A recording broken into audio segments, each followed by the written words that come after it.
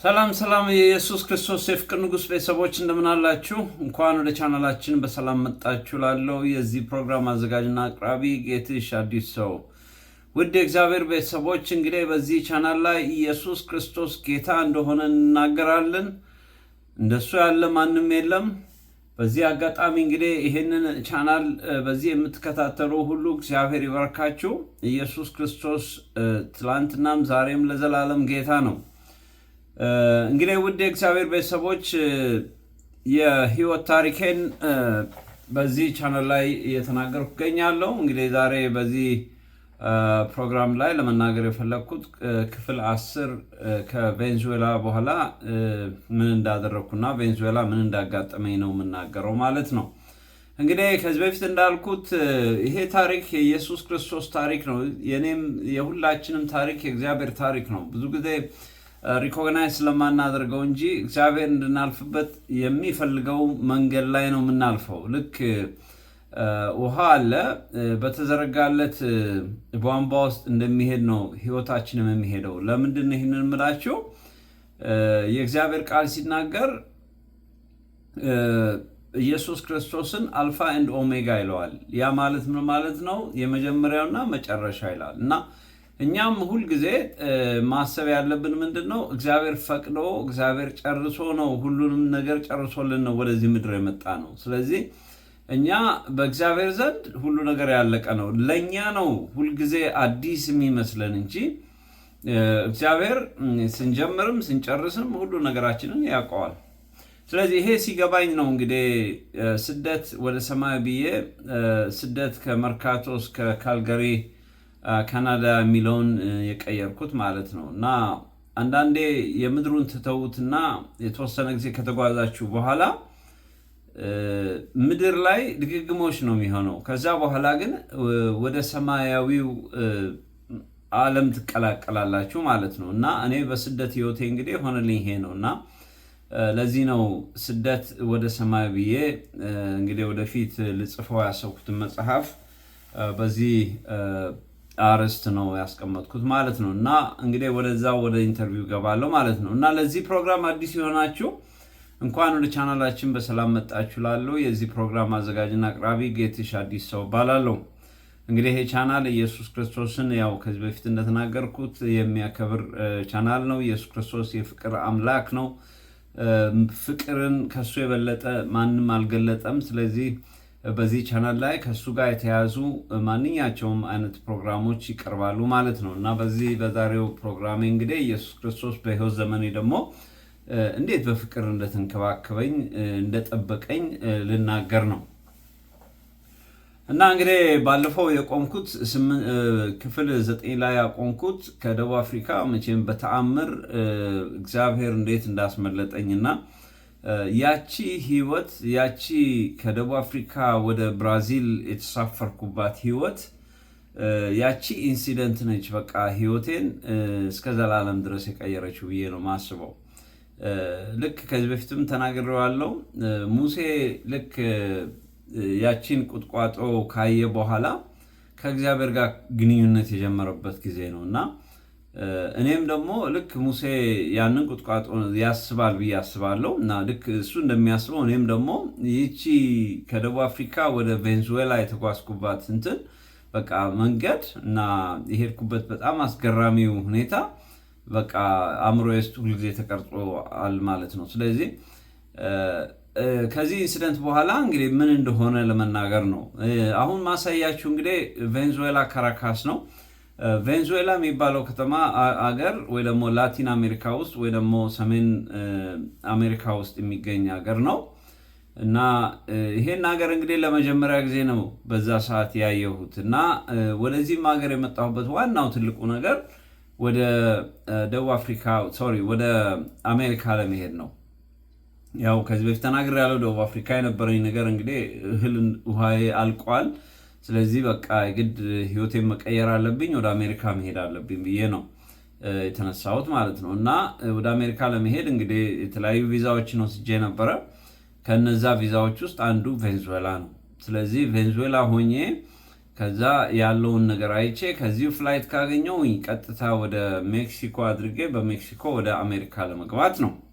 እንግዲህ ይሄ ነው የኔ ፕላን የነበረው ማለት ነው። እና እንግዲህ ወደ ቬንዙዌላ ልወሰዳችሁና ይሄ የምታዩት እንግዲህ ካራካስ ይባላል። የቬንዙዌላ ዋና ከተማ ካራካስ ነው። ሰዎቹ ማለት ነዋሪዎቿ የላቲን ዝርያ ያላቸው ናቸው። ብዙ ጥቁሮችም አሉ፣ የተቀላቀሉም ናቸው። እና በተለይ መጀመሪያ ላይ ስትገቡ በጣም የተለየ ከለር ያላቸው ሰዎች እንደሆኑ ነው የምታዩት ማለት ነው። እና 28 ሚሊዮን ህዝብ ነው የሚኖረው ቬንዙዌላ ውስጥ። እና በቬንዙዌላ ደግሞ እንግዲህ ከዓለም በኦይል ወይ ደግሞ በኦይል ከሚታወቁት ሀገሮች፣ በዘይት የሚታወቁት ሀገሮች እንግዲህ አንዷ ቬንዙዌላ ነች።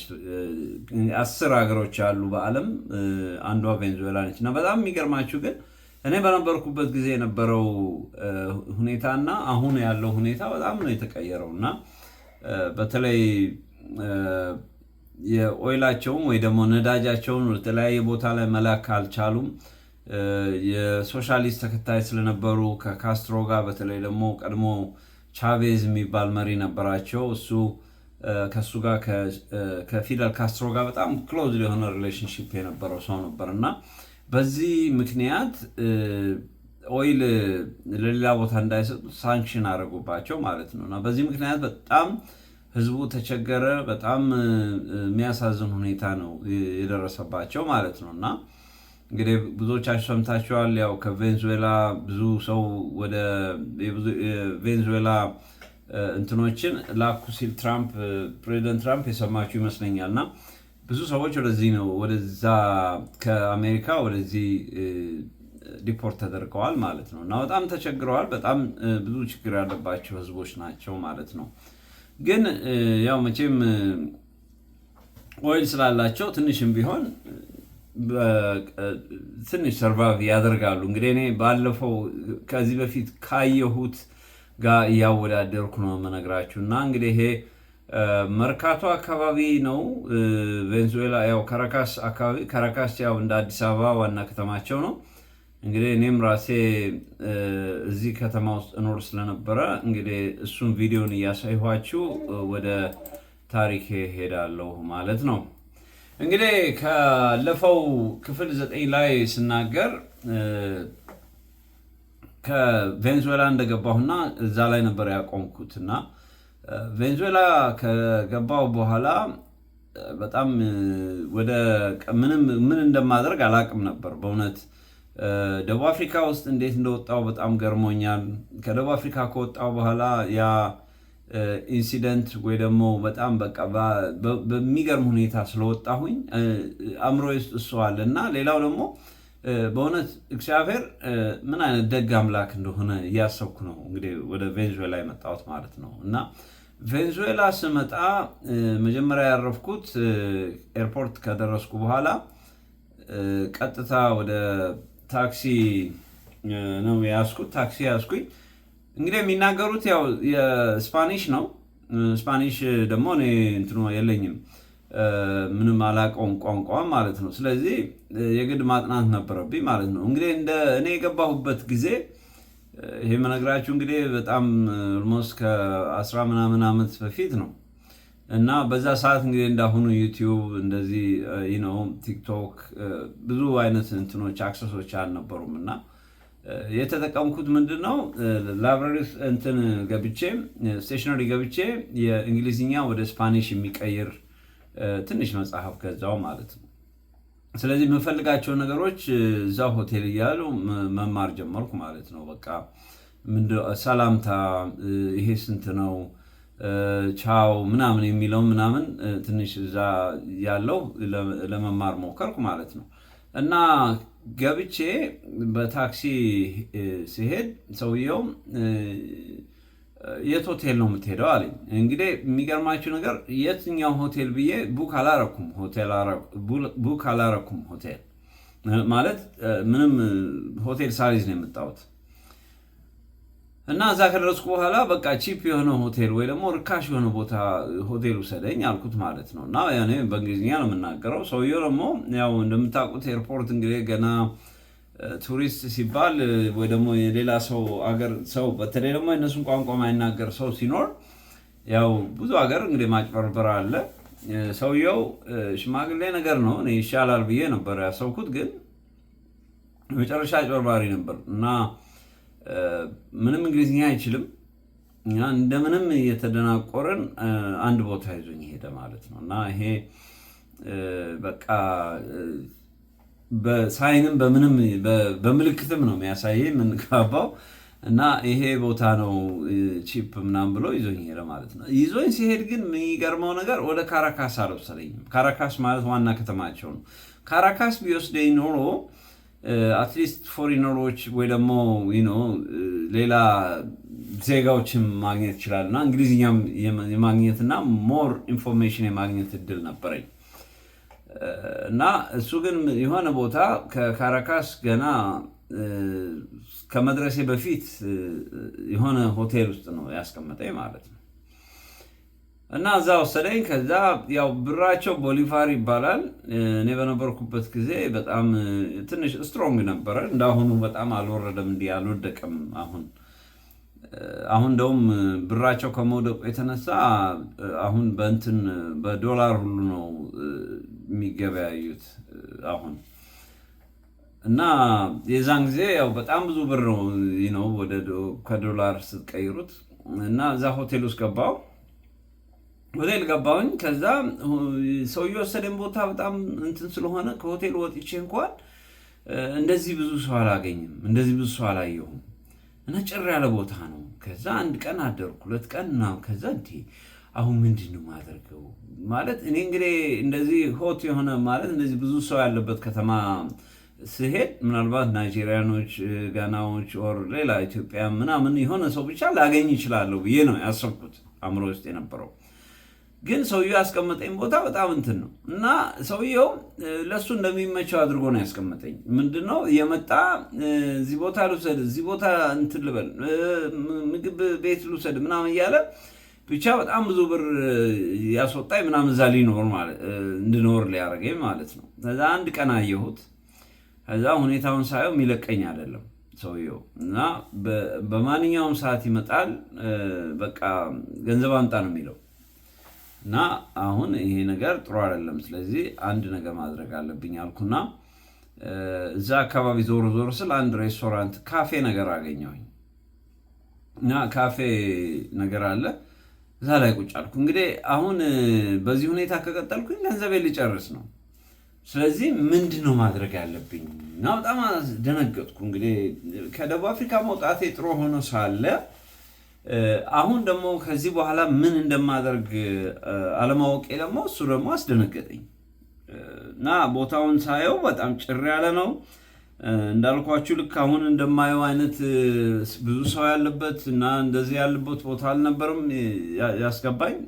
እንዳልኳችሁ ከካራካስ ውጪ ነው እንትን ያደረገኝ ያስቀመጠኝ።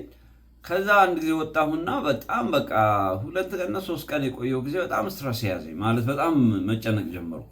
ምክንያቱም ከፍለው ማውጣው ገንዘብ በጣም ብዙ ነው እና መጨረሻ ላይ ደግሞ ምንድን ነው መሆነው? ከዚህ በኋላ ማንን ነው ማገኘት የምችለው? ምንድን ነው ማድረገው የምችለው ምናምን የሚለው ነገር እኔ መጀመሪያ ከደቡብ አፍሪካ መውጣቴን እንጂ ከዛ በኋላ ያለው ነገር ብዙ አላስጨነቀኝም ነበር። አሁን ግን ከደቡብ አፍሪካ ከወጣሁ በኋላ ግን በጣም ሲሪየስ የሆነ ጭንቀት ያዘኝ ማለት ነው።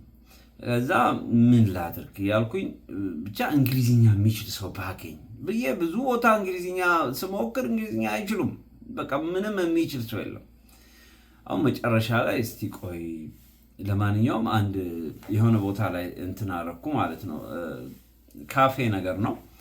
እዛ ካፌ ውስጥ ቁጭ ብዬ በቃ እግዚአብሔር ሆይ እባክህ አልኩ። እባክህ በጣም ጨንቆኝ ስለነበረ በቃ ከደቡብ አፍሪካ አውጥተኸኛል።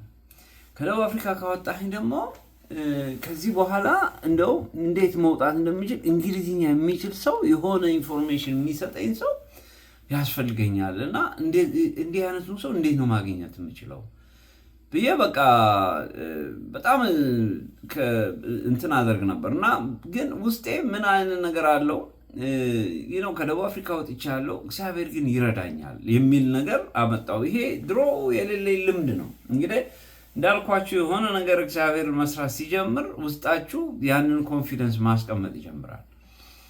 ከዛ እንደዛ ቁጭ ብዬ ካፌ ላይ ሰው የሚወጣው የሚወርደው ምናምን እያየው በቃ ከዚህ ሰው ለምን ሰውን እያስቆምኩኝ እንግሊዝኛ ትችላላችሁ እንግሊዝኛ ትችላለህ ብዬ ሰዎች ማስቆም አለብኝ ብዬ ወሰንኩና ከዛ በቃ ደህና ልብስ የለበሰ ሰው ደህና እንትን ያለ ሰው እንደሱ አይነት ሰው መፈለግ አለብኝ ምናምን ብዬ በቃ ሳይ በቃ ምንም የሚያልፍም ሰው የለም። እንዳልኳችሁ እንደዚህ አይነት ቦታ ላለም ሰው ያስቀምጥም ብያቸዋለሁ። እና ትንሽ ቆይቼ የሆነ ሰው በጣም የሚገርማችሁ ነገር በእጁ መጽሐፍ ነገር ይዟል እና ኮት ነው ያደረገው። በቃ ሙሉ ሰው ወፈር ያለ ሰው ነው። ብቻ ውስጤ ሂድ ይሄን ሰው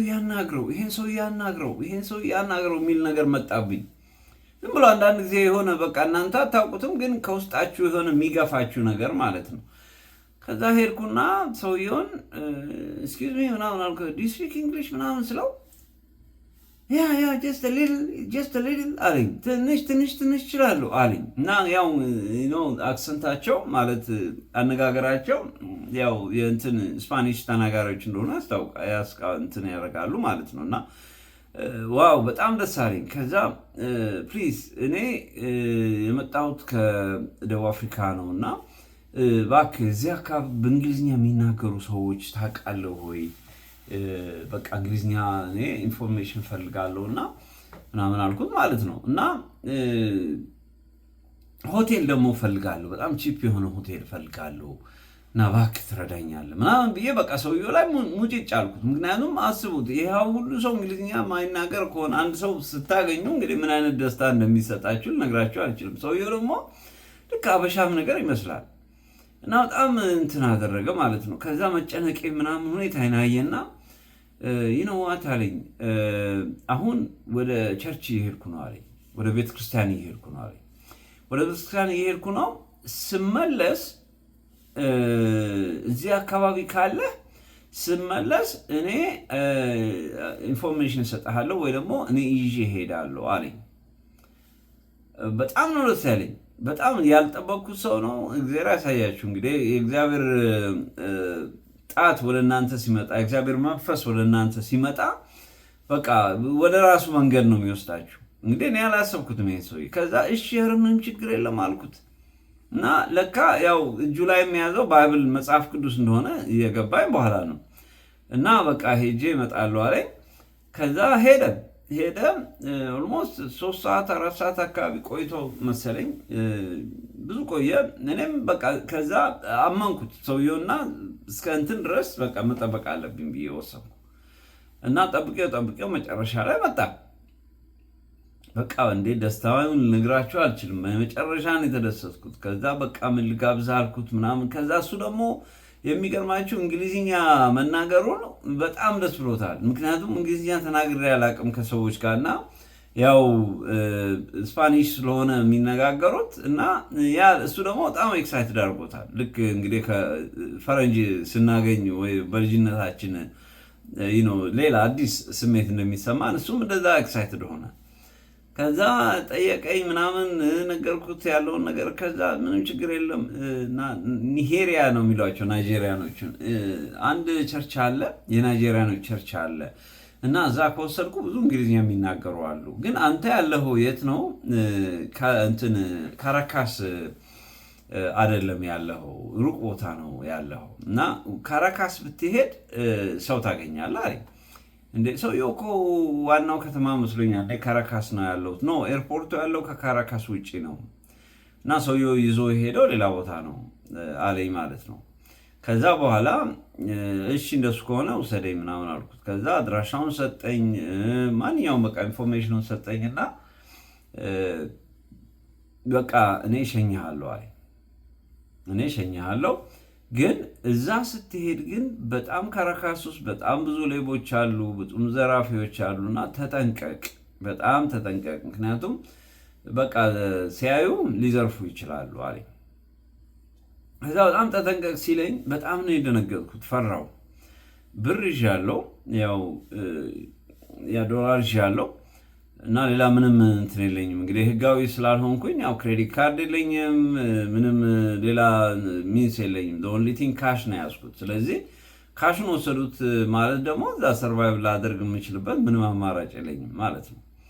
እና ትንሽ ብር አይደለም እንግዲህ ዝም ብሎ 200፣ 300፣ 400 ምናምን ቢሆን የሆነ ቦታ ትደብቁታላችሁ። ግን ይሄኛው ብዙ ብር ነው። ስለዚህ ምን አባቴ ላደርገው? አሁን ግራ ገባኝ። እንደዛ ሲለኝ ሰውየውን አላውቀውም። ሰውየው ደግሞ እንዴት ነው ይሄን ብር የምሰጠውን ማለት የተወሰነ ብር እንኳን ባስቀም፣ ግን እነሱ ከሚሰርቁት ግን እነሱ ከሚወስዱት ግን ሰውየውስ ቢወስድ የሚል ነገር ደግሞ ውስጥ አእምሮዬ ውስጥ መጣ። ውስጤ በጣም የሚገርማችሁ ነገር ስጠው ሰውየው ጋር አስቀምጥ የሚል አይነት ነገር መጣ። እንግዲህ ይሄን ስላችሁ ድምፅ አይደለም የምሰማው፣ የሆነ ውስጣችሁ አንዳንድ ነገር ለመወሰን ስትፈልጉ በቃ እኔ ውስጤ እንደዚህ ተሰማኝና እንዲያረገኝ እንደዚህ አድርግ አለኝና አደረግኩ የምትሉት አይነት ስሜት ማለት ነው። ከዛ ያንን ስሜት ተቀበልኩት፣ ኦኬ አልኩኝ። ከዛ በኋላ ይኖዋት አልኩት፣ የተወሰነ ብር አለኝ እና አንተ ጋር ባስቀምጥ ምን ይመስልሃል አልኩት። አንተ ጋር አስቀምጣለሁ፣ ምክንያቱም አድራሻውን ሰጥቶኛል፣ ቤቱንም አሳይቶኛል። ቤቱ ይዞኝ ሄዶ መኪና በእግሩ ነበር የመጣውና መኪናዬን ይዤ መጥቼ አደርሳለሁ አለኝ። ከመኪናዬን ልውሰድና ከዛ በኋላ አደርሳለሁ ምናምን ሲለኝ ዋው የሰውዬ እንደዚህ ካለው መኪና ምናምን ካለው በቃ ምንም እንትን የለውም፣ ስለዚህ ላምነው ይገባኛል ብዬ አሰብኩ በቃ። እና ሳየውም ደግሞ ሪሊ በጣም እንትን ነው፣ ቤቱም በጣም እንትን ነው፣ ትልቅ ቤት ነው ያለው፣ ጂፕ መኪና አለው። በዛ መኪና ነው ይዞኝ ሄደው ማለት። ከዛ በቃ አመንኩት፣ ውስጤም ያየሁትንም አየሁኝ። ሰውየው ሳየው በቃ እንትን የሚል ሰው አይደለም። ስለዚህ አሳየኝ፣ አድራሻውን ወሰድኩ፣ ስልክ ቁጥሩን ወሰድኩኝ ምናምን። ከዛ በኋላ ይሄ እውነተኛ ታሪክ ነው የምነግራችሁ፣ በእውነት በእግዚአብሔር ፊት ነው የምነግራችሁ። ብር ሰጠሁት፣ ብዙ ብር ነው ሰጠሁት፣ ተቀበለ። ኦኬ በቃ እኔ ማስቀምጠዋለሁ ምናምን አለኝ፣ አስቀመጠ። ከዛ በኋላ እኔ ቀጥታ ይዞኝ ሄደ ማለት ነው ወደ ካራካስ የሚሄድ አውቶቡስ እንትን አደረገኝ። ሆቴል አብረን ሄድን። ከዛ እንትኔን አመጣሁኝ፣ ባጌን አመጣሁ ከሆቴል። ከዛ በኋላ ቀጥታ ወደ ካራካስ የሚሄድ አውቶቡስ ውስጥ አስገባኝ ማለት ነው። እና እስከዛ እስክንደርስ ድረስ የሚገርማችሁ ነገር ምን አለኝ፣ እኔ አለና ስለ እንትኑ ይነግረኝ ጀመር። የእሱ ሀሳብ ምንድን ነው? እኔን ክርስቲያን እንደሆን ነው የሚነግረኝ። እና በጣም ጠጪ፣ በጣም ዱርዬ፣ በጣም እንትን ነበርኩና ኢየሱስ ክርስቶስ ነው እኔን ከእንደዚህ አይነት ህይወት ያወጣኝ። ይሄ ሀገር በጣም አደገኛ ሀገር ነው። በጣም ብዙ በቃ የእግዚአብሔር ሀሳብ የሌለበት ብዙ ነገር አለው። ግን እግዚአብሔር አዳነኝ። አንድ ቀን ቢች ላይ ሆኜ ብቻዬን እንደዚህ እየጠጣሁ ያጨስኩ ምናምን እያለው በቃ የሆነ ድምፅ መጥቶ ይበቃሃል ምናምን አለኝ። ከዛ ያለ እሱ እየሰበከኝ ነው። እኔ ደግሞ እባክህ ተው ምን እንደምታወራው ምናምን ነው አልገባኝም። ዛሬ ላይ ሳስበው በጣም ይገርመኛል የእግዚአብሔር አሰራር እና የራሱን ሰው ነው እግዚአብሔር ወደ እኔ ህይወት የላከው። እና የሚገርማችሁ ሆዜ ነው የሚባለው ስሙ። እና መጽሐፈ ሆዜ እኔ ክርስቲያን ከሆንኩ በኋላ ጌታን ከተቀበልኩ በኋላ መጽሐፍ ቅዱስ ሳነብ ነው ቡክ ኦፍ ሆዜን ያየሁት። የሆዜ መጽሐፍ አለ እና የሚገርም እንትን ነው። ስለዚህ አሁን ሁኔታውን ሳየው በቃ እግዚአብሔር አንድ ጊዜ ከመረጣችሁ በቃ የእሱን መንገድ እንድትይዙ እሱ ብዙ ምልክቶችን ያመጣል በህይወት ዘመናችሁ። ግን ስንቶቻችንን ሪኮግናይዝ የምናደርገው? ችግሩ ምንድን ነው? አንዳንድ ጊዜ በአጋጣሚ ይሆንና ይመስለንና እንደ ቀልድ ነው የምናልፈው። እኔ ግን በጣም የሚገርማችሁ ነገር እንዳልኳችሁ ከደቡብ አፍሪካ ከወጣ በኋላ ግን የሆነ ነገር የህይወቴ በቃ ከመንፈሳዊ ነገር ጋር እንደተያያዘ በጣም ይገባኝ ነበር፣ ውስጤ ይሰማኝ ነበር። እና እንደገና አስቡት፣ አሁን ምንም እርዳታ በሌለበት ሰዓት ነው ይህን ሰው እያገኘሁት። እንግዲህ እግዚአብሔር ከኔ ጋር እንዳለ የመጀመሪያው ነገር የደቡብ አፍሪካ መውጣቴ በጣም በተአምር ነው።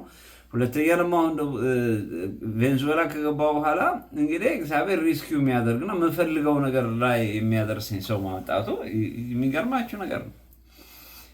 እና እንደ ዛሬ ቢሆን ኖሮ እንደ ዛሬ በእውነት እንትን ቢሆን ኖሮ እንደ ሆዜ ምን ያህል አፕሪሼት አድርጌው ቢሆን። ከዛ እሱ ነገረኝ። እኔ ብዙ አልገባኝም፣ ብዙ ስለ እንደዛ አይነት ህይወት ስላልነበርኩኝ አላወቅኩም። እና በቃ ኢየሱስ ክርስቶስን ተቀበል፣ እሱ በጣም ህይወት ይቀየራል እና ምናምን እያለ ይነግረኛል ማለት ነው። ከዛ እባክህ እኔ አሁን የምፈልግበት ቦታ ወሰደኝ ምናምን እያልኩኝ ከእሱ ጋር እንትን አደርጋለሁ በልቤ ማለት ነው። ግን ሰማዋለሁ ምናምን። ከዛ ደረስን።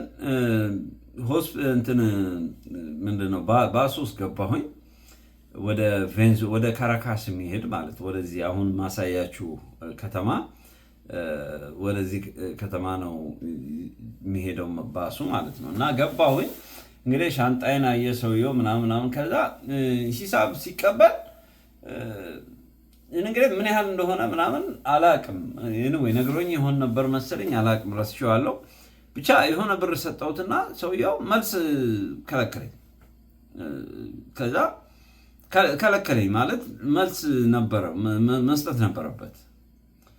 እና እውነቱ ነው፣ እውነትም በጣም ከባድ ነው፣ እባካችሁ ይሄ ምን አይነት ሀገር ነው አልኩኝ። ከዛ ልክ እሱ የጻፈልኝ ነገር ነበር፣ ጽፌዋለሁ አድራሻውን። ከዛ በኋላ ከዛ ወረድኩኝ ቀጥታ እሱ ወደ ነገረኝ የናይጄሪያኖች ቸርች ነው፣ የናይጄሪያኖች ቤተክርስቲያን ነው ያለኝ ቦታ ነው የሄድኩት ማለት ነው። ከዛ ልክ ደረስኩኝ። ኦልሞስት ወደ 45 ደቂቃ ምናምን አካባቢ ሳይሄድ አይቀርም ባሱ ማለት ነው። እንግዲህ ሰውየው ውጪ ነው ያቆመኝ ማለት ነው። ከካራካስ ውጪ ነው ያስቀመጠኝ ማለት ነው። ከዛ ቀጥታ እንደሄድኩኝ ደረስኩኝ ካራካስ። ያለኝ ቦታ ስደርስ እንትን የሆነ ፕሮግራም ነበራቸው። ቀኑ እንትን መሰለኝ ሮብ ይሁን ምናምን ብቻ ባይብል ስተዲ ነገር ነበራቸው እና የተወሰኑ ሰዎች ተሰብስበዋል ማለት ነው። እና ከነሱ ጋር ገባሁኝ፣ ተቀመጥኩኝ። የሚናገሩት በእንግሊዝኛ ነበር። በእንግሊዝኛ ከነሱ ጋር አብሬ ባይብል ስተዲ ምናምን እንትን አደረግኩኝ። ልክ እንደጨረሱ ያው አዩኝ እና ሻንጣም ይዣለሁ ምናምን፣ አዲስ ነው ገባቸው ማለት ነው። እና ሚክስድ ናቸው፣ ስፓኒሾችም ነበሩ፣ ናይጄሪያኖችም፣ ጋናዎች ምናምን የተለያዩ ከአፍሪካ ሀገር የመጡ እና ከሌላም ሀገር የመጡ ግን እንግሊዝኛ የሚናገሩ ሰዎች ነበሩ ማለት ነው። አሁን ከነሱ ጋር ተዋወቅኩኝ እና ነገርኳቸው እና እንደዚህ ምናምን ስለው ቻርልስ የሚባል ናይጄሪያዊ ነበር እና እሱ እግዚአብሔር የባረከው ልጅ። ከዛ ስነግረው ጊዜ ዋው እንኳን ደህና መጣ ምናምን አለ። እሱ አስተዋወቀኝ ሁሉንም እና የት ነው ያለው የት ነው ያረፍከው ምናምን በቃ የሆነ ሰውዬ እንደዚህ የሆነ ቦታ እንትን አድርጎኝ አሁን ነው ወደ ካራካስ የመጣሁት እና ኢቭን ሆቴልም ራሱ አልያዝኩም እና ምናምን አልኩት። ከዛ አይ እንኳን በሰላም መጣ ምን ችግር የለውም፣ ይሄ ሀገር በጣም የሌባ ሀገር ነው፣ በጣም ተጠንቀቅ ምናምን አለኝ። ከዛ በኋላ እኔ አሳይሃለሁ አለና በጣም የሚገርማችሁ ሰውየው ይዞኝ ሄደው ወደ 300 እና 400 ቦሊቫሪ ነበር የምከፍለው የእነሱ ገንዘብ ማለት ነው በቀን። ይሄኛው ልጁ የወሰደኝ ቦታ ደግሞ በጣም የሚገርማችሁ በእነሱ ገንዘብ $50 ነው ምናምን ነው። እና ብዙ ናይጄሪያኖች አሉ፣ ጋናዎች ምናምን። በነገራችን ላይ እነሱ ብዙዎቹ ያው ላቲን አሜሪካን በጣም የሚወዱበት ብዙ አይነት ስራ ይሰራሉ ወደ ላቲን አሜሪካ ውስጥ እና ማትጠብቁትን አይነት ናይጄሪያና እንትን ነው የምታገኙት ቬንዙዌላ ውስጥ በተለይ ላቲን አሜሪካ ውስጥ ጠቅላላ ማለት ነው። እና ምክንያቱም ይሄ ድራግ ምናምን ይሄ አደንዛዥ እጽ ብዙ ቦታ ከዛ ነው የሚሄደው ከኮሎምቢያ፣ ከቬንዙዌላ፣ ከተለያዩ ላቲን አሜሪካ ሀገሮች ወደ አሜሪካና አውሮፓ እና እዛ ያን ፑሽ የሚያደርጉ ብዙ ሰዎች አሉ ማለት። ሌላ ብዙ በጣም ህገወጥ ስራ የሚሰራበት ቦታው አረቦችም አሉ፣ አፍሪካኖችም አሉ፣ የተለያዩ ሰዎች አሉ ማለት ነው። እና እነሱ በብዛት ያሉበት ሆቴል ይዞኝ ሄደ። ይሄ ቻርልስ ምላችሁ እና በጣም ጥሩ ሰው ነበር። እሱም ስለ ክርስቶስ ነገረኝ ምናምን። ከዛ ዋው ያ ሰውዬ ስለ ክርስቶስ ነገረኝ። እንደገና ይሄ ሰውዬ ክርስቶስ ዋው። ከዛ እነዚህ ሰዎች በቃ ጴንጤ ላይ ያደርጉኝ ነው አልኩ። እና በቃ እንክብካቤያቸው ልነግራቸው አልችልም፣ እንዴት አይነት ፍቅር ያላቸው ሰዎች እንደሆኑ። ከዛ ይዘውኝ ሄደ፣ አሳየኝ፣ ተከራየን ነው። ከዛ በቃ በጣም ደስ አለኝ ማለት ነው። ምክንያቱም በጣም ጨለማ ነበርኩ፣ እንግሊዝኛ እንትን የሚል ሰው የለም። እና አሁን የምፈልገው አይነት ኢንፎርሜሽን ሁሉ ነገር ሰጠኝ ቻርልስ ማለት ነው። አሁን ብዙ ሰዎች ይመጣሉ፣ ኤርትራኖች፣ ኢትዮጵያኖች ይመጣሉ፣ ወደ አሜሪካ እንሄዳለን እያሉ ይመጣሉ ምናምን። እሱ የእንግሊዝኛ አስተማሪ ነው ቬንዙዌላ ውስጥ ማለት ነው። እና እዛ ነው የሚኖሩ ሰዎች አሉ እዛ ቬንዙዌላ ውስጥ ማለት ነው። እና ሆቴል አስያዘኝ እና በቃ የሚያስፈልገውን በቃ ቤተሰብ ሆነ ማለት ነው። ከኔ ጋር በጣም ክሎዝ ሆነ። ከዛ እሱ ምን አለኝ፣ በቃ እንትን አደረገና በቃ እራት ጋብዝሃለሁ ዛሬ አለኝ። ኖ እኔ የምጋብዝህ አልኩት። ምክንያቱም ያረክልኝ ነገር ቀላል አለም ስለው ኖ አለኝ። አንተም ወደፊት ስትሬንጀር ስታገኝ ወይ ደግሞ አዲስ ሰው ስታገኝ የኔን ውለታ በዛ ሰው መልስ እንጂ ለኔ መልሰህ አትስጠኝ አለኝ። ምክንያቱም እኔ ያረኩትን ለሌላ ሰው ስታደርገው ነው። እና እስከዛሬ ድረስ አልረሳውም። ምክንያቱም አዳዲስ ሪፊጂዎች ሲመጡ ካልጋሪም፣ አሜሪካም የትም ቦታ በቃ ሁሉ ያስታውሰዋለሁ ያለኝን ማለት ነው። እና ኤኒዌይ ከዛ ከእሱ ጋር እንትን አደረገን።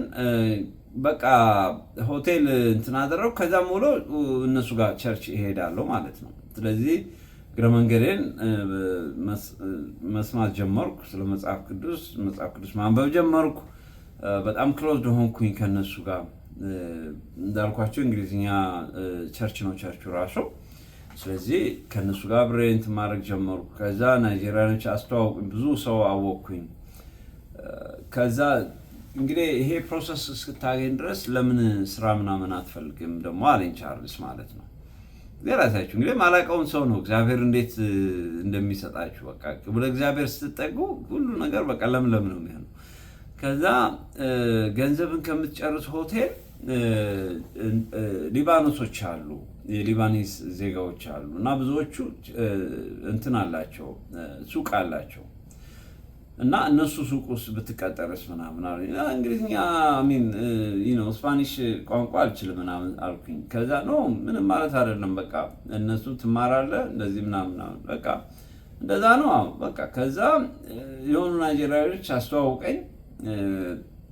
እነሱ እዛ አካባቢ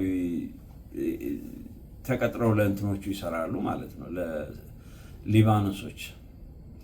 ከዛ ለነሱ እንትን ያደርገኝ ነበር። ከዛ ተቀጠርኩ ማለት ነው።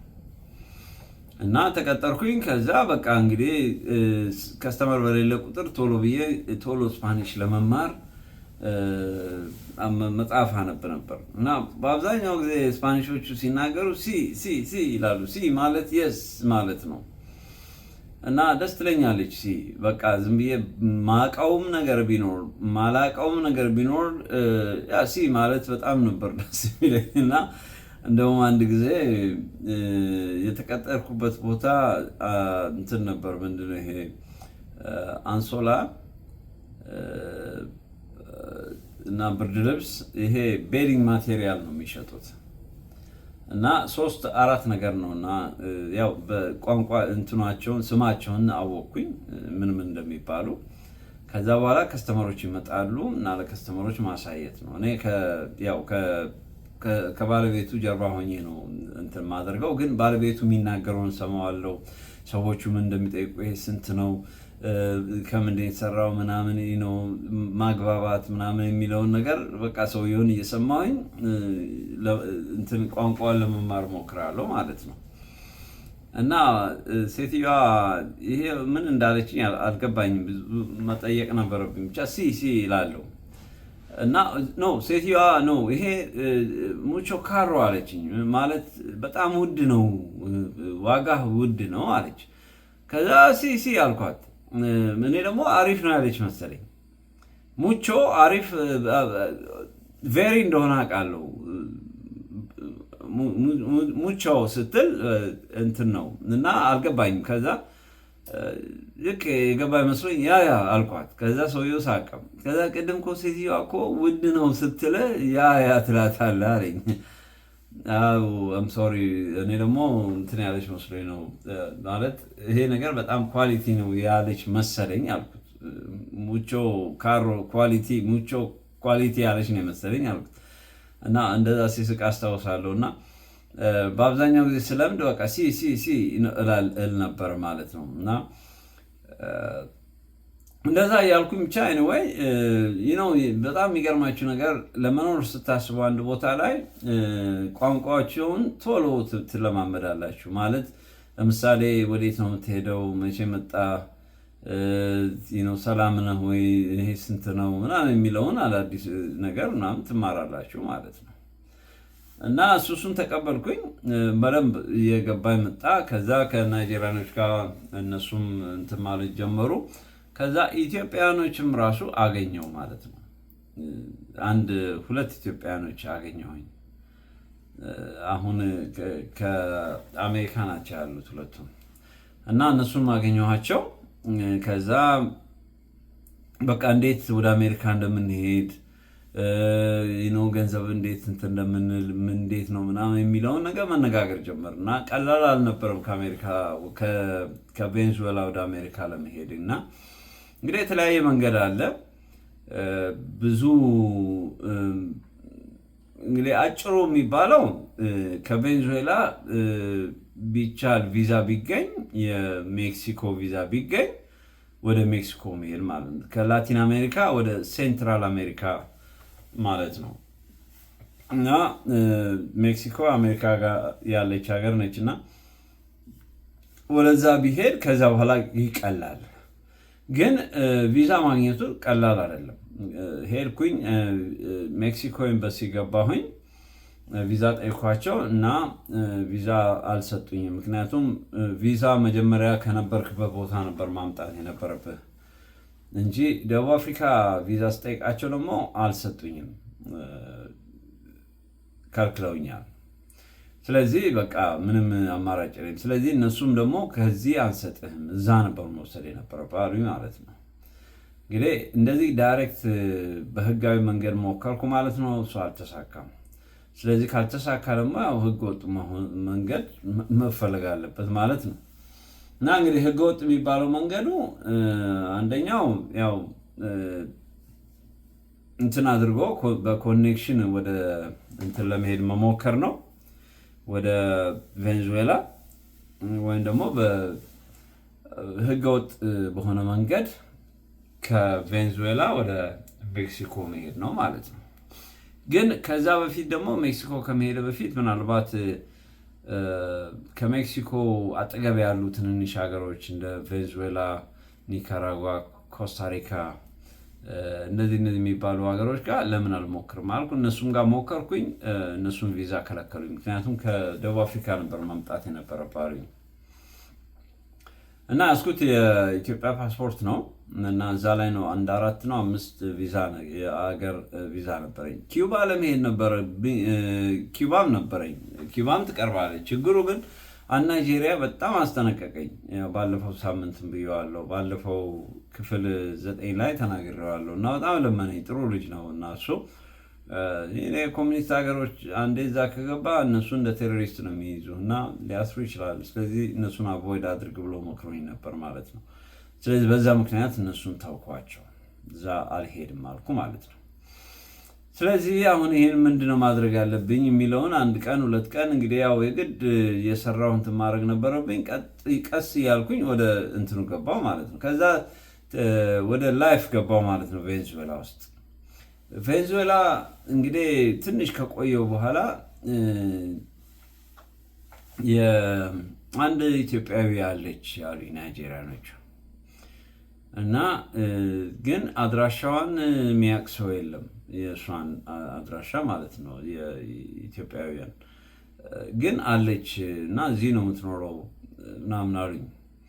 ግን እንዴት እንደማገኛት አላውቅም ብዬ እንትን እያልኩኝ ኢትዮጵያኖች እንዴት ጠይቃቸው እነሱ የእሷን ስልክ ሰጡኝ ማለት ነው። የእሷን ስልክ ሰጡኝ። ከዛ ደወልኩላት። ከዛ ከእሷ ጋር ተገናኘን። እንዴት አይነት የተባረከች ጥሩ ሴት ነች። እሷ ደግሞ ጀንበር ትባላለች። ያ ስሟን ቀይሬዋለሁ። እዛ እንግዲህ በልጅነቷ ነው የመጣችው። እሷ የኤምባሲ ቬንዙዌላ ኤምባሲ ኢትዮጵያ ውስጥ ያለው ኤምባሲ ከኤምባሲ ውስጥ ሰራ ነበርና እነሱ ሙቭ ሲያደርጉ ነው ይዘዋት የመጡት። እሷ እንደነገረችኝ ማለት ነው። እና ልጅ ነበረች ማለት ስትመጣ ማለት ነው። እና ብዙ ነገር አጫወተችኝ እና በጣም እግዚአብሔር ባረካት ጥሩ ሴት ነች። እና ለሁሉም ሰው በተለይ ኢትዮጵያኖች፣ ኤርትራኖች በዛ ሲያልፉ በቃ ከሰማች ሁሉንም ሰው ይዛ ነው ወደ ቤቷ ይዛ የምትሄደው። በጣም ትረዳለች። በጣም ሩህሩህ ሴት ነች። እና አበሻ በጣም የሚናፍቃት ሰው ነች። ብቻዋን ነው የምትኖረው ማለት ሌላ አንድ አበሻ ብቻ አለ። እሱም አልፎ አልፎ ነው የሚገናኙት ከሱ ጋር ማለት ነው። እሱም የሌላ ዜጋ ግብቶ ነው የሚኖረው እና አልፎ አልፎ ከእሷ ጋር እንደዚህ ይገናኛሉ ማለት ነው። ስለዚህ ለእሷ በቃ አበሻ ማለት በጣም ብርቋ ነው። በጣም ነው ደስ የሚላት እና እሷን አስተዋውቁን። ከዛ እሷ የቬንዙዌላ ምግብ አሬፓ ይባላል በቂጣ የሚሰራ ምግብ እሱን ሰራልን ነበር ሁልጊዜ። በቃ በጣም አሪፍ ምግባቸው ነው። ብዙ ጊዜ መንገድ ላይ ይሸጡታል አሬፓ። እና ከእሷ ጋር ተገናኘን። እሷ እንትን አለ በቃ። ከዛ በኋላ ቢዝነስ ማለት ኑሮ ጀመርኩ። በቃ ቬንዙዌላ እንግዲህ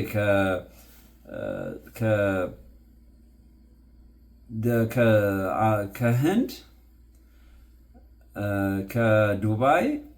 ከዱባይ እና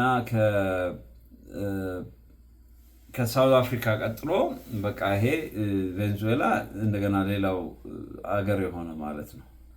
እና ኦልሞስት ከ2 ዓመት አካባቢ ኖሬያለሁ እዛ። አንዴ ወጥቼም ተመልሻለሁ እና በሚቀጥለው ክፍል ደግሞ እንግዲህ ሌላውን እንትን አደርጋለሁ ማለት ነው። እና በእንደዚህ አይነት ሁኔታ ቬንዙዌላ ኑሮ ተጀመረ ማለት ነው። ትንሽ ከቆየም በኋላ ናይጄሪያኖቹ ለምን ሆቴል እኮ ይሄን ያህል ብር ከምንከፍል ለምን አንከራይም አሉ። እና ተከራይተን እንትን እናድርግ አሉ። ያ ጥሩ ሀሳብ ነው። ስለዚህ ከነሱ ጋር ለ4 ሆነን አንድ ክፍል ተከራየን እና በቃ አትሊስት ሆቴል እንትን ሴቭ ለማድረግ ነው። አንዳንዶቹ ለኑሮ ነው የሚኖሩት፣ ግን ብዙ ለመውጣት የሚያስቡም ናይጄሪያኖች አሉ። ግን ደግሞ ቢዝነስ የሚሰሩ አሉ እዛው የሚኖሩ ማለት ነው። እና ከነሱ ጋር ያው የተወሰነ ጊዜ መኖር ጀመርኩ ማለት ነው። እና በእንደዛ አይነት ሁኔታ ውስጥ ቬንዙዌላ ኑሮ ተጀመረ። ከ200 በሳምንት አይ ቲንክ በሳምንት ወደ $400 አካባቢ ነው፣ ወደ $800 የአሜሪካን ዶላር አካባቢ ያገኝ ነበር። በሳምንት 200 ይከፈለኝ ነበር ማለት ነው። ግን ያው በዛን ሰዓት ኢኮኖሚያቸው ጥሩ ነበረ። ያው ኦይል ምናምን አላቸው፣ በጣም የታወቁ ናቸው። እና ከተለያዩ ሀገሮችም እንደውም ከኮሎምቢያ እዛ አካባቢ ከብራዚል ከምናምን እየመጡ እዛ ይሰራሉ ማለት ነው ቬንዙዌላ ውስጥ። እና ትንሽ በኦይል ምክንያት በጣም ሪች ናቸው እነሱ። እና እንደዛ ኑሮ ጀመርኩኝ። ቸርች መሄድ ጀመርኩኝ። የእንግሊዝኛ ቸርች ነው። ስለ ኢየሱስ ክርስቶስ በደንብ እንትን መስማት ጀመርኩ። በጣም ማንበብ ጀመርኩ። ምክንያቱም አሁን በቃ እግዚአብሔር ከዛ ከደቡብ አፍሪካ ወጣኸኛ አንተነህ፣ ቀሪውም እንግዲህ አካሄዴን የምታውቀው አንተነህ ምናምን የሚለው በጣም እንትን ውስጥ በቃ ሌላ አዲስ ዓለም ውስጥ ገባው ማለት ነው። እና እንደውም እነሱ አንዳንድ ጊዜ ደሞዝ የተቀበልን ጊዜ ፍራይዴ ለቅምቀማ ይሄዳሉ ምናምን የሆነ ቦታ ምናምን ይላሉ። እኔ ደግሞ አልፈልግም፣ በቃ ውስጤ ተቆለፈ። ከዚህ በኋላ አንተ ማትወደውን ነገር አላረግም ብዬ ለእግዚአብሔር በቃ ቃል ገባው። ከዛ እነሱ ራሳቸው እንዴ አንተ ጤነኛ ነህ እንዴ ምናምን ይላሉ። በቃ በግድ ከሄድኩም ለስላሳ ምናምን ነው የምጠጣው። እንግዲህ ድሮ ጠጣለሁ እንትን አደርጋለሁ ምናምን፣ በተለይ ደግሞ ደቡብ አፍሪካ ውስጥ ማለት ነው። እና ይህን ያህል ብዙ እንትን አለ። ግን ከዛ ከደቡብ አፍሪካ ከወጣው በኋላ ግን በቃ ውስጤ ተቆለፈ። ለምንም ነገር በቃ ግድ የለኝም። እና እነሱ በተለይ በጣም ብዙ ነገር አለ ቬኔዙዌላ ውስጥ። በጣም ህዝቡ ነፃ የሆነ ህዝብ ነው። በቃ እንጠጣ እንብላ ምናምን አይነት ሰዎች ናቸው። ማታ ቅዳሜና እሑድ ራሱ የቤርጎ ምናምን ማግኘት አይቻልም። ሆቴሎች ሁሉ በቃ ዝግ ናቸው። ሰው ቤቱ አያድርም፣ ሆቴል ነው የሚያድረው ቅዳሜና እሑድ። በጣም የሚገርም ነው። በጣም የዱርዬ ሀገር ነው እና ለመበላሸት በጣም በጣም ቀላል የሆነበት ሀገር ነው በጣም። እና ግን በዛ አይነት ሁኔታ ውስጥ እግዚአብሔር በጣም በሚገርም ሁኔታ በቃ ውስጤን ቆለፈኝ፣ በቃ ዘጋኝ። ምንም ኢንትረስት አልነበረኝም። ስለመጠጥም ስለ ሴቶችም ስለምናምን ምንም ግድ አልሰጠኝም። እና እነሱ ይገርማቸዋል። በቃ አንተ ገንዘብህን በቃ ታስቀምጣለህ ምናምን፣ ወደ አሜሪካ ሄያጅ ነኝ ስለዚህ እሱን አላረግም ምናምን እላቸዋለሁ ማለት ነው። ይሄ ራሴን ለማድነቅ ሳይሆን እውነተኛውን ነገር ነው እየነገርኳቸው ያለሁት፣ ትክክለኛ የሆነውን ነገር ነው። እና ለእኔ ለራሴ ገርመኝ ነበር በእውነት ውስጤ ምን እንደመጣ አይታወቅም። እና በእንደዚህ ሁኔታ እንግዲህ የቬኔዙዌላ ኑሮ ጀመርኩኝ ማለት ነው። እና ካራካስ በጣም ትልቅ ትዝታ አለኝ። እንግዲህ በእንደዚህ ሁኔታ እየኖርኩኝ ያለው ለምን ወደ አንድ አገር አለ አሉኝ። ያ አገር እንትን ነው ትሪኒዳድ ኤንድ ቶቤጎ የሚባል አገር አለ እና እንትን ሀገር ነች፣ ቅርብ ሀገር ነች። እና እዚህ አሁን ለምሳሌ $200 ብር በሳምንት ነው የምታገኝ፣ $800 ይከፍሉኛል። እና እዛ ደግሞ ምናልባት በሳምንት $500 ብር or $1000 ይከፍሉሃል። እና ያ ደግሞ በጣም የሚገርም ሀገር ነው ምናምን ብለው ናይጄሪያኖችን ማውራት ጀመሩ ማለት ነው። ከዛ እንደዛማ ከሆነማ እንደዛ አይነት ሀገርማ ሄጄ በቃ እንዴ በአጭር ጊዜ ተወላፍሼ ሳንቲሜን ይዤ ለምን ወደ አሜሪካ አልሄድም? እዚህ ለምን ጊዜ እንትን አደርጋለሁ? ባይሆን ከዛ ለመሄድ ከባድ ነው፣ ምክንያቱም እንግሊዝኛ ተናጋሪዎች ናቸው። በጣም ሲሪየስ ነው። እዚህ ነው ምናልባት ህገወጥ አካሄድ መሄድ ካለብኝ ቬኔዙዌላ ብዙ ነገሩ እንትን ያለ ነው፣ ልቅ ነው። እዛ ግን በጣም ሲሪየስ ናቸው። ስለዚህ ባይሆን እዛ ሰርቶ ሰው ይመጣና ከዚህ ከቬኔዙዌላ ይሞክራል ምናምን አሉኝ ማለት ነው። እንደዛም አለ አልኩኝ። እንደሱ አይነት ነገር ካለ እስቲ ይሞክራሉ። ግን እዛ ከመሄድ በፊት ግን ምናልባት ለምን ከዚህ አልሞክርም አልኩኝ። ከዚህ ከቬኔዙዌላ ከካራካስ ወደ ሜክሲኮ ለመሄድ ለምን አልሞክርም አልኩኝ። ከካራካስ ሜክሲኮ ልሞክርና ካልተሳካ ቀጥታ ወደ ትሪኒዳድ ኤንድ ቶቤጎ ሄዳለሁ አልኩ ማለት ነው። ከዛ ምን አሰብኩኝ፣ ለምን ፓስፖርት አልገዛም አልኩ። እንግዲህ አንድ ጊዜ ከህገ ወጥ እንትን መውጣት ከጀመራችሁ ከዛ በኋላ በቃ ላይፋችሁ ያን አይነት ላይፍ ስታይል ነው የምትይዙ። ከዛ የካናዳ ፓስፖርት መግዛት ፈለግኩ ካናዳ። እና ቅድም እንዳልኳችሁ አሁን ብዙ ናይጄሪያ፣ ጋናዎች ምናምን በጣም ከድራግም ብዙ ኢሌጋል የሆነ ነገር ብዙ ነገር ይሰራሉ። እና በቃ የካናዳ ፓስፖርት የሚያገኝልኝ ሰው ካለ ፈልጉልኝና እኔ እገዛለሁ አልኳቸው ማለት ነው። ከዛ የካናዳ ፓስፖርት አይ ቲንክ $1000 ነው $2000 አካባቢ አንድ ሰው አገኘልኝ። ያነ እንትና የጋና ዜጋ ነው። እና የሚገርመው ነገር ሰውየው ያመጣልኝ የካናዳ ፓስፖርት ሰውየው ሎቴ ያለው አንገቱ ላይ ማለት አሚን ጆሮ ላይ።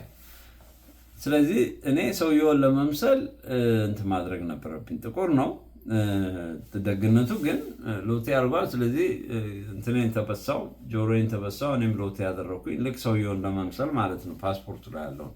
ምክንያቱም አሁን እነዚህ ትልልቅ ሀገሮች እንትኑን መቀየር አትችሉትም። ኦልሬዲ እዛ ላሚኔትድ ሆኖ የተሰራ ነው። ስለዚህ ያለው ዕድል ምንም አይነካም። በቃ እኔ እሱ ነኝ ብዬ ተከራክሬ ለመሄድ ማለት ነው። ከዛ በቃ እንደሱ አድርጌ ሞክራለሁ በኤርፖርት አልኩ። ከዛ እሱን እንትን አደረግኩኝ፣ ከፈልኩኝ፣ ፓስፖርቱን ተቀበልኩ። ከዛ የሜክሲኮ ቪዛ ትኬት ቆረጥኩ፣ ደርሶ መልስ ከቬንዙዌላ ካራካስ ወደ ሜክሲኮ ማለት ነው። ሜክሲኮ ከደረስኩኝ ከሜክሲኮ በቦርደር ወደ አሜሪካ እገባለሁ ማለት ነው። ከዛ በኋላ በቃ ለምን እንትን አላደርግም። ልክ ላስት ሚኒት ላይ መቼ ልሄድ ስል የሜክሲኮ ኤርላይንስ ነው እና ወደ ሜክሲኮ ነው የሚሄደው ከቬንዙዌላ ማለት ነው። ስለዚህ ላስት ሚኒት ላይ ነው የሄድኩት ስገባ ማለት ነው። ከዛ ሰውየው አየ፣ ቪዛይን ተቃየ፣ የካናዳ ፓስፖርት ነው። ከዛ ሌላ ዶክሜንት አለ አለኝ። ምንም ዶክሜንት